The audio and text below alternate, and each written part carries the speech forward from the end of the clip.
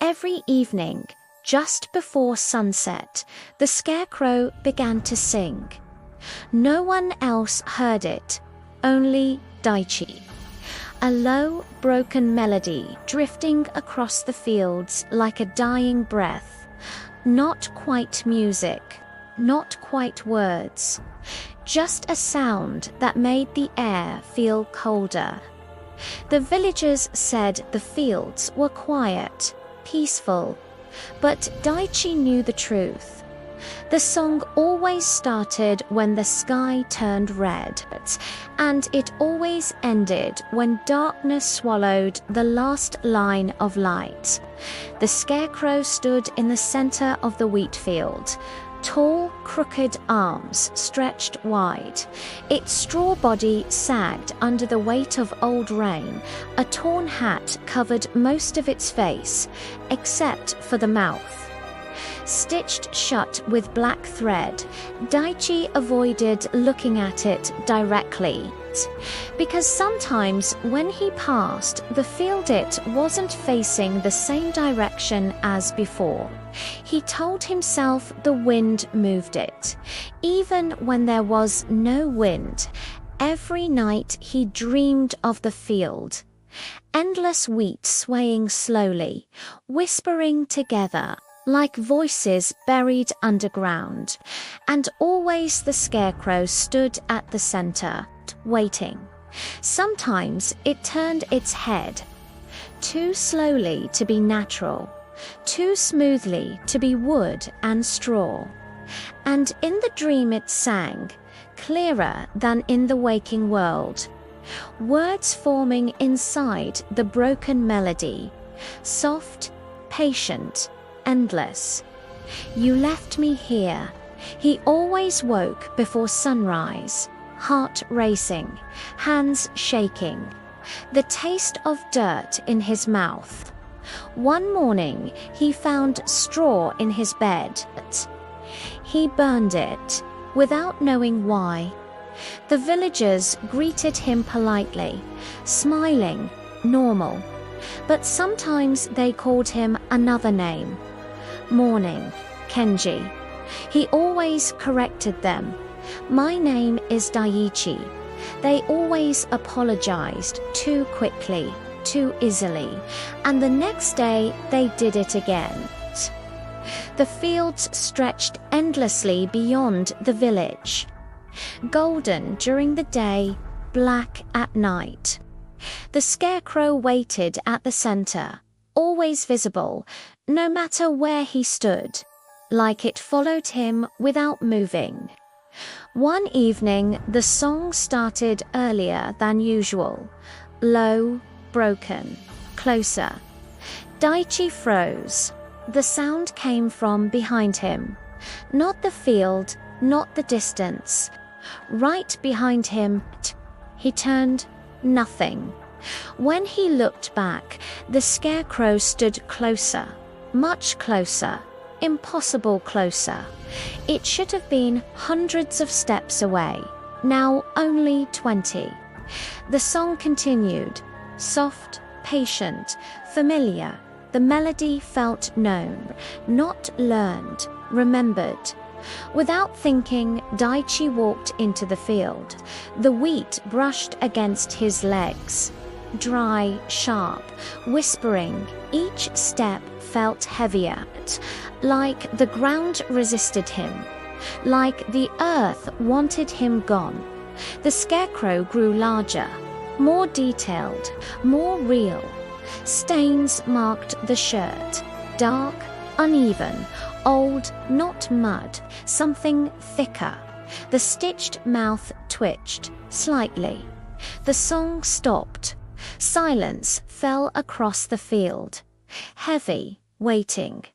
Daichi stood before it, close enough to touch he didn't remember, deciding to reach out. But his hand moved anyway. The moment his fingers brushed, the cloth reality broke. Sunlight, bright, warm, alive. The same field, years earlier. Children running through the wheat, laughing, shouting. Free a boy stood at the center, smiling. Sin, quiet, watching the others. Kenji. The name felt like a wound reopening. You can't tell anyone, younger Daiichi said. Kenji shook his head. I won't. Fear trembled in his voice. The memory shifted. Night, dark, windless. The same field, empty. Kenji tied to the wooden post. Rope digging into his wrists. Tears cutting lines through dirt on his face. You promised, Kenji cried. Younger Daichi's hands shook. Anger mixing with fear. You said you'd keep quiet. I did. A lie. Or maybe truth. It didn't matter anymore. Other voices echoed in memory. Adults' questions, suspicions. Someone had talked, or maybe Daichi believed they had, and belief was enough. Kenji struggled. Rope tightening, wood creaking. You'll leave me here. Younger Daichi stepped back, breathing hard. Mind racing, heart pounding. Just one night. That was the plan. Just enough to scare him. Just enough to make sure. But morning came, and Daichi didn't return. Then another day, and another fear grew. Too much fear to face what he had done. By the time he returned, silence filled the field. Kenji hung limp against the post, head tilted, eyes empty, skin pale, still dead. The memory shattered. Daichi fell to his knees, hands digging into dirt. No, but truth settled heavily, permanent, unavoidable. The Scarecrow loomed above him. Slowly its head tilted, the hat slipped back, underneath not straw, a face dry, sunken, familiar. Kenji, you remember it. The voice came from stitched lips that never opened. I didn't mean you left me. I was scared. Reality fractured. Different nights overlapping. Different versions of the field. Different Daikis walking away again and again, each time forgetting, each time changing his name, changing the story, changing the past. Daichi. The Scarecrow was not haunted. It was memory. I can't live with this, he whispered. I know. The wheat began to sway backward. Time folding inward, reset approaching.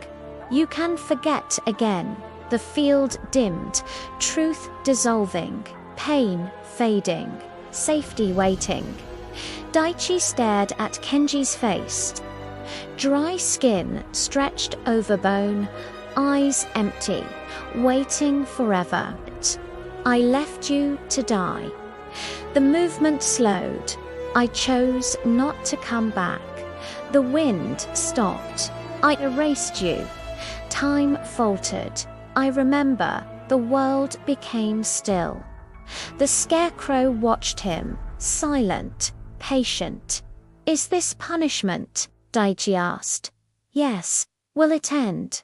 No. He nodded, because it felt deserved.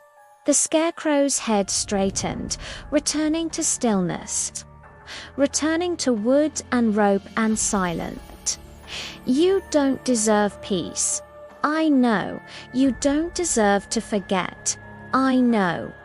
The hat fell forward again, hiding the face, returning the lie. Night deepened, stars appearing slowly. The song began again, soft, broken, endless. Daichi remained in the field, listening, remembering, not forgiven, not freed, only awake.